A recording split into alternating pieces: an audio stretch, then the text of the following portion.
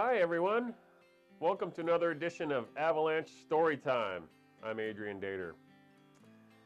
The December 6, 1995 trade that brought Patrick Waugh to the Colorado Avalanche is forever etched in the minds of the team's longtime fans.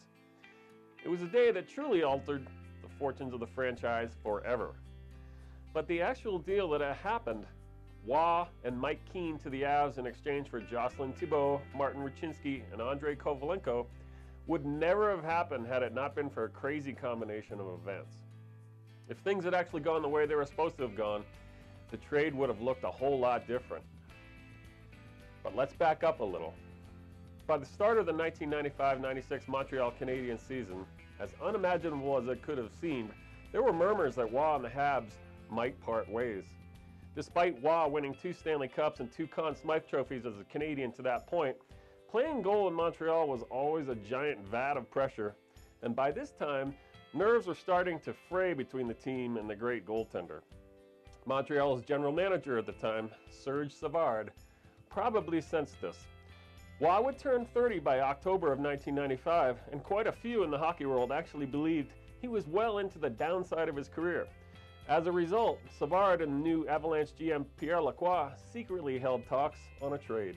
As recounted in the book Patrick Waugh, Winning Nothing Else, by Waugh's father, Michel, Lacroix made overtures toward Savard just about possibly bringing his former player-agent client to Denver. After a mediocre 1995 Montreal season, Savard began to think that some changes needed to be made, and he knew Waugh would bring in quite the haul. Lacroix and Savard agreed on the parameters of a deal.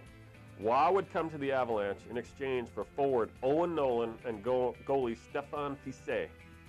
There might be other parts thrown in, but Waugh and Nolan were to be the key components of the deal. Nolan was just the kind of power forward Savard thought could be a star for years in Montreal, while the francophone Fiset would be a suitable enough replacement for Waugh, at least for a while, until promising youngster José Theodore could properly develop into the starter. The deal almost certainly would have happened, but before it could be consummated, the Canadiens got off to a slow start and fired Savard, along with head coach Jacques Demers. Savard told Lacroix there couldn't be a deal anymore because, well, he was out of a job. As we all know now, fate would have it that Waugh eventually did come to Denver. Waugh couldn't stand playing under new coach Mario Tremblay. Tremblay, in trying to overplay his hand as a rookie coach, ticked the veteran Waugh off with silly rules such as no players could have a drink at the team's hotel bar on the road. Most everywhere he went, Waugh attracted a crowd, and he preferred the quiet of the hotel bar to unwind with a beer now and then rather than the clubs. One night in Edmonton, after a win no less, Tremblay ordered Waugh out of the bar when he spotted him having a drink with veteran teammate Pierre Turgeon. On the night of December 2nd, the relationship between Waugh and Tremblay became irrevocably damaged when Tremblay embarrassed Waugh by leaving him in the net long after a game with the Detroit Red Wings had been decided.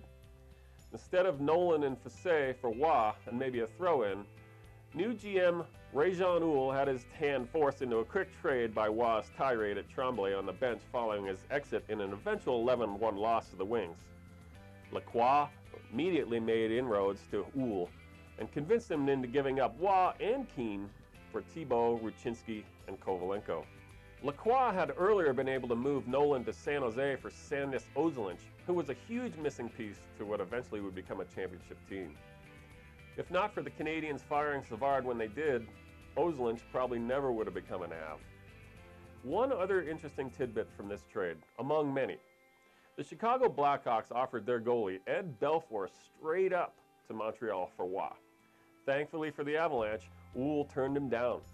He knew it would be important for the largely French-speaking Canadian fan base to have another francophone in goal to succeed Waugh, especially because of one other reason most people have forgotten. There was a separatist vote slated for that year in Quebec. Having a French Canadian made for much better politics than had the Canadiens acquired an English speaker such as, say, a Belfour. This story once again proves timing is everything.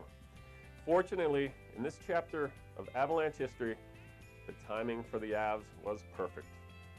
For BSN Denver, I'm Adrian Dater. Until the next Avalanche Storytime.